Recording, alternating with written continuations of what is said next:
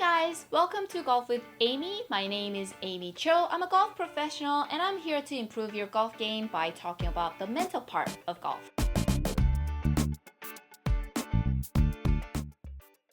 Today, we're going to talk about how to win a golf tournament. So this is more for advanced players, but even if you are a weekend golfer, you're only just trying to beat your buddies, I'm sure there are things in this video that can help you improve your golf game.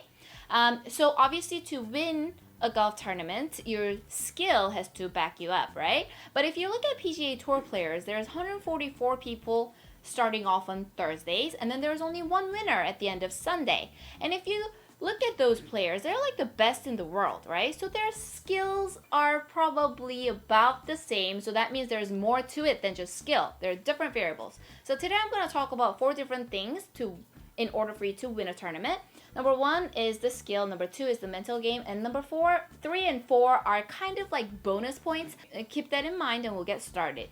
Number 1, you have to grow your skill level. So obviously, like I mentioned before, if you have higher skill level compared to the other competitors, then you have higher chances of winning. So skill is composed of many different things. It could be something you're born with, your great athletic ability, or your physical capability, or ability to focus deep. Any of those would really contribute a lot to your high skill level. And then there's the financial part. If you have financial support, it's kind of a sensitive subject to talk about, but since golf is such an expensive sport, if you have the financial support, then obviously you're able to work with great coaches, great mental coach, a trainer, and physical therapist, get you into the great shape to compete, right? And then there are the other parts, like your passion for golf, passion to win, that drive and determination and the time and effort you put into the game of golf, all of those combined becomes your skill, right? So every player has advantages and disadvantages. They're all different depending on the individual, but you want to enhance your advantage and then put a lot of work into overcoming your disadvantages. For example, let's talk about my chipping. So I do have really good chipping technique, and a lot of people do compliment on my chipping, but I have never really deep down accepted the fact that I'm a good chipper, because it goes back to when I was in college. In college, I was actually a very good player. I was ranked nationally. When I was a freshman, I won my SEC conference as an individual, and preseason, I was always ranked top 10 in the country. So I was fairly good. And I would do chipping competitions with the guys on the guys' team. And I remember this one kid, he wasn't that good. I think he's playing on tour, I'm not sure, but he wasn't that good at the time. But his advantage was that he was really quick on his feet and he had great imagination. So when I was competing against him with chipping, I felt like that was my disadvantage, even though I thought I was fairly good at it. So he'll pick the craziest shots because he knew he was a lot better with like really weird situations. So one time blew my mind. It wasn't even a bunker shot, but he took this shot and he hit like 2 inches behind the ball, and he just like powered through all that soil and he won that hole. He stiffed it like a foot from the hole. And I was just like, how in the world would you come up with that shot in that situation? I just didn't understand it. So I kind of like picked his brain apart. I was like, why did you pick that? What did you do different? What was the pressure in your grip? I just broke it down, and then I went in the corner, and I remember practicing that shot like all day. So basically, if someone was looking at me, they'd be like, oh, that's Aimee Cho. What is she doing? She's like sculling and chunking and have no idea what she's doing, right? So I probably made a fool out of myself. But through that session, I developed a brand new technique in my chipping. And I honestly didn't think I was ever going to use it in my lifetime. But I actually did use it at a US Open tournament one time. And I saved par. And I was like so happy. And my caddy and my playing partners probably had no idea why I was so happy. But I did that crazy shot and I made a par. It was awesome. So my disadvantage was the lack of thinking quick on my feet and the imagination compared to that kid. But I kind of overcame it with a lot of practice and effort and time I put into it, right? So with whatever situation you have, you can always overcome that. All right, so I want you to grow your skill so you can beat everybody in the field. Point number 2 is inner cheerleader. So that's basically confidence, right? Self-confidence. So let's take a 9-year-old junior golfer, for example. I started competing when I was 9, and every individual is different depending on your personality and life experiences you have. You have different level of self-confidence, inner confidence. But let's just pretend like I had no inner anything, and it was my first tournament ever. I went to the golf site and I saw all these kids, and I was just thinking, she looks like such a great player, and they all know each other, they're friends, I don't know anybody, and I'm getting intimidated, right? So let's say I hit a bad shot, I'm like devastated, I'm like want to cry and go home. I may not have any inner cheerleader, no inner support to like cheer myself back up, but let's just say I play in my second tournament, third tournament, and I start building inner cheerleaders, and there's like one cheerleader in here. So next time I hit a bad shot, I'm like devastated and I want to cry. Ta-da! I'll have a cheerleader in here. Might be shy at first, maybe like, hey, it's okay, Aimee.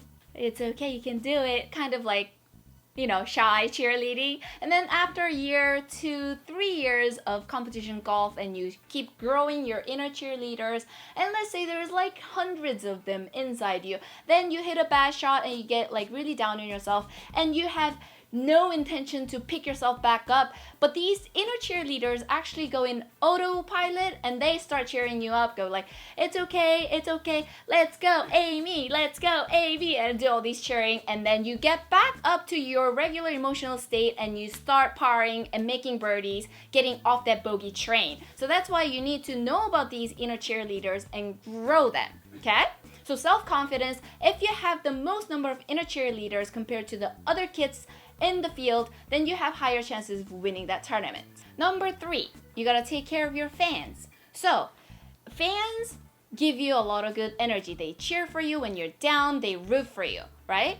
And the more positive energy that is coming at your way, better things happen, right? I'm sure you guys have experienced that before. Let's just, for example, say there's a player A, player B. Player A is really good with their fans, and the fans love this guy, and if he hits a great shot, 100 out of 100 fans clap for him and cheer for him, and let's say he plays bad, then all his fans will still, cheer him on, tell him he'll do fine. Whereas player B, let's just pretend like this player is a little bit grumpy and not so nice, then maybe when he hits a great shot, maybe 30 out of 100 fans might clap for him. And when he's down, maybe nobody really would pay attention. So there's a huge difference in energy, right?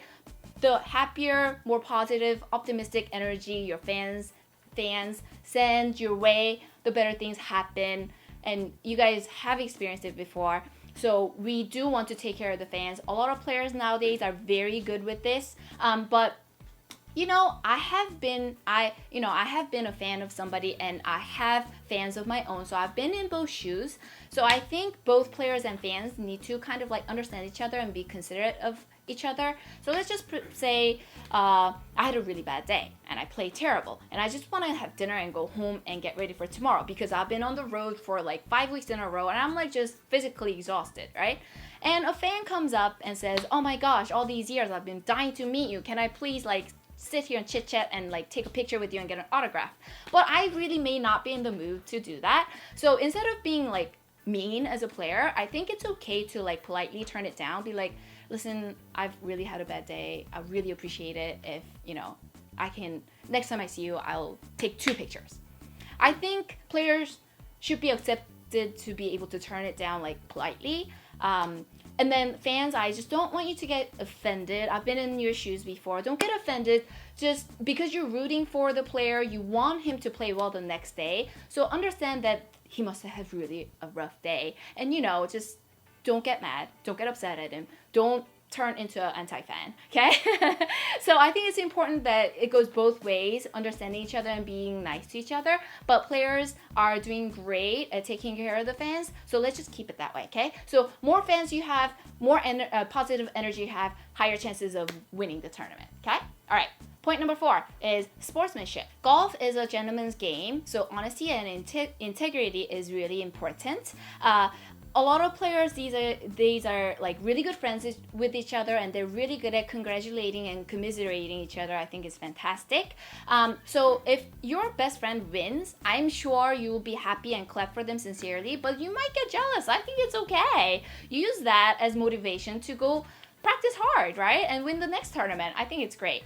And then there's some players I've come across that tends to kind of try to lie about a shot or two. Like, this kind of sad, because if you're using your energy on cheating, then you're missing out on the big picture. The big picture is you want to grow your skill level so you become the best in the world, right?